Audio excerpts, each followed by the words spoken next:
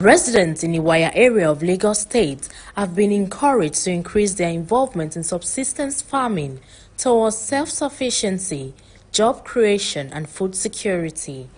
This call to action was made during a town hall meeting at the Olu of Iwaya's palace, where agricultural experts enlightened the residents on various types of farming and livestock.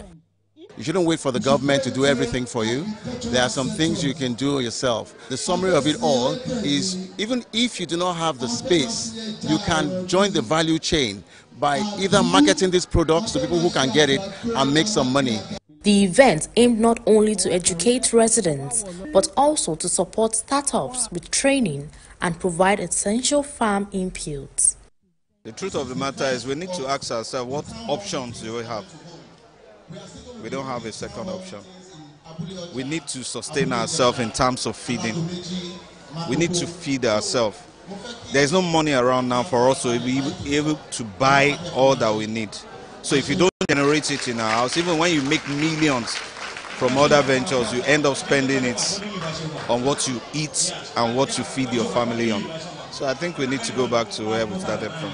My expectation is that to come and gain and learn from what they have for us here. That one, let me say in 2 weeks' time, I will start my own at my balcony. This initiative underscores the importance of grassroots involvement in fostering sustainable development and positive transformation.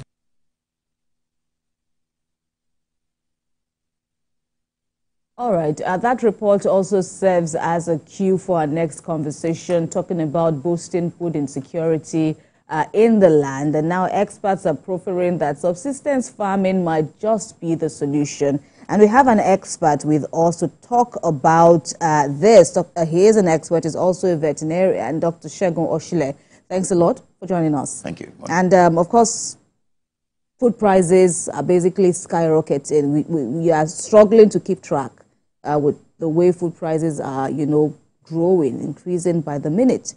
But help us understand, because as Emmanuel was saying, this is homegrown farming. Yeah, that's it. And the struggle is, do you even have enough to feed yourself? And now you're saying that it just might be a solution to food insecurity. So just help us set a tone now to our conversation. All right. Good morning once again. We first need to talk about what has caused the shortage. Mm-hmm. So if we know the problem, then we can provide a solution. So I'm just going to be very brief on this so that we don't take much time. So we understand the fact that the population is growing at a geometric progression, and then the available land is just like in an arithmetic progression. Mm. So there is that shortage. We're also aware of the climate change, which has caused a lot of flooding in some parts of the north, where so much of the growing and then the agri-products are coming from. So basically, with all of this, and then with the droughts and the climate change, we have some shortage. Now, this automatically would increase the value chain, because the food coming from the northeast and northwest is going to cost more coming down southwest. So how do we try to mitigate this? And then I think right now, with this surging prices and everything, the only solution is some homegrown farming, which we also can call the subsistence farming, where you can produce what you can eat and not for sale. All right, and this is Lagos. So people say Lagos is peculiar. Where's the land? Where's the land? Even That's in the big your question. house. Where's the land? And when a lot of landlords today are building very close to each other, and people say that this homegrown farming is a thing of the past. Well, it's not. So I've taken my time to look at some communities. So it's a gradual process. So we have communities in Iwaya, we have communities in Makoko, we have communities in Ikorodu, in Ekpe, where they have enough space to do these things. And it doesn't take much space. As a matter of fact, for you to raise about 5 kilograms of catfish, you don't even need more than a 20 kg bucket. And it will serve you. And it takes you just 4 months to grow this. Okay. And what about people in other parts of Lagos? What options do they have? Well, I'll provide a solution also to that.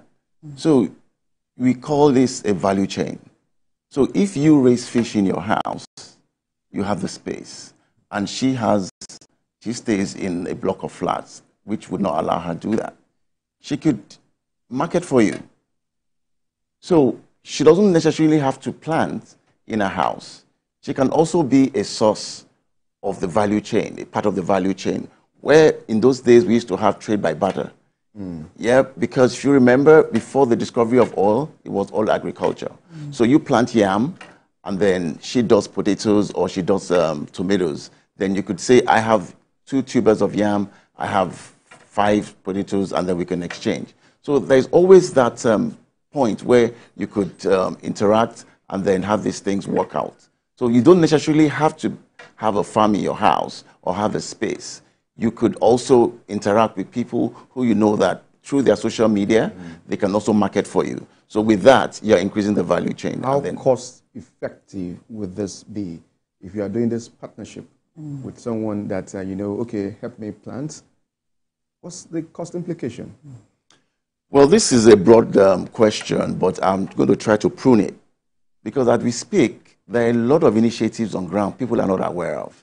There is the IMF initiative, which is partnering with the federal government and the state government, the FADAMA project. And it's here in Lagos? Yeah, all over the states. Right. And then you have to liaise with your local government. Once you have your LASRA card, you can always tap into this. They give you everything for free. Everything? What's everything? Like what you need, like the fish, you need the fertilizer, if you want to go into crop, if you want to go into livestock production, up to the battery cages if you have the space. Okay. But you must ensure that it is something you're doing practically. Okay, and is this subsistence farming driven? Yeah, it is. Okay. It is more like a hybrid. Okay. So if you have the space in your house, you can do that. And then if you also have a commercial venture, but the target is those with the commercial venture. But if you now have that space in your house where you could do these things, then they can allocate that to you. Now, you quickly go through those initiatives for that young woman or young man watching you out there. Interested. Very interesting indeed. Can you walk us through those initiatives and how they can apply? Right. So basically, you must be a Nigerian. Okay. You must be between the age of 18 and 35 because it's to empower the youth.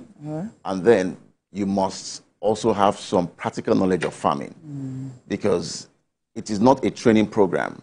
It is a program where you are already on that line and then it's easy for you to integrate once they give you the products. Like if you want to go into crop farming, they give you everything, the manure you need, organic manure. They give you the seed you need to plant and they follow up for you. If you want to go into livestock production, if you want to go into whether it's for meat or for egg, they let you know and then you buy into it. They give you all that you require based on the space available for you. All right. Is there any particular website that they will visit or any address to this? Well, basically, you need to reach out to the IITA in Ibadan. Yeah, they have the websites on their website. And then they will tell you the locations, the liaison officers you can reach out to. And then with that, you can go ahead and make your application. But what is most important is you must have a LASRA card for those in Lagos. For those in Lagos. Yeah. And okay, so let's come back to this Iwaya project. I take it, is it a maiden one? Yes. Okay, and it started when? It started this year, and that was last month. So what's the plan? You know, everyone is looking at sustainability and all of that. What's the plan to sustain this? Yeah, so basically, after the program, we took phone numbers and details of those who will be interested, and we're able to garner people with different areas of interest. Some want to go into poultry. They want, as I told them, you can even buy into the plan right now and still make money by Christmas. We have a particular breed of birds called the broilers. You can raise them in 6 to 8 weeks, and you have very good meat quality. And you can attain about 1.5 to 1.8 kilograms by the 20th of December. And what do you really need to put in? Maybe minimum of about 4,000 to 5,000, and then you make a profit of about 15,000. A profit of about so 10, it comes at a fee. No. Okay. We're going to finance it. Okay. We're going to support you. With what you need basically is just the interest and the space you have. Okay, so this will be done in my space. Yes. Okay, all right. And then for those in Iwaya alone. In Iwaya. No, on the mainland. Okay. Oh, yes. It's beyond Iwaya. Yeah, on the mainland, yes. And then for those who might have interest, who cannot meet up the Christmas because all is about making profit. Absolutely. Apart from making profit, you want to ensure that you're not spending so much of your earnings buying chicken for your family during Christmas. So if you can raise your birds, at least 3, 4, you're okay for Christmas and New Year. Okay, but let's quickly address the issue of training. So I'm a newbie. I don't know anything about farming, subsistence farming especially. Where do you come in? So we've set up a WhatsApp group chat, and then we've assigned people who are going to be instructors and trainers who would physically come to your place and train you. And then we can also do training. Pardon me? No, for free. For free, yeah. So how are you getting support? Well, that's a story for a later day. No, you need to tell us. You need to tell Nigerians. It's a personal initiative. Okay. It's a passion I have. So basically... So you are the convener? I'm the convener, yeah. I've seen that there's a lot of hunger in the land. I've seen that a lot of people are at ground zero, pretty vulnerable at this stage. So the message is there's hope. I mean, before the discovery of oil, we had agriculture. We could thrive on it, and then that's basically even our national flag. Green, white, green. Green stands for agriculture. So we must embrace it. We must embrace it. You want to share the WhatsApp number? Yes. For people to connect? All right. Is that okay? Yeah, I can do that. Okay. So 8+234 8090330288. All right. Dr. Segun Oshile, we thank you very much for what you're doing, and we also thank you for your time with us. Thank you very much. TVC Breakfast. It's high time we started growing what we eat. It's highly imperative. Highly imperative. Very. All right. Okay, so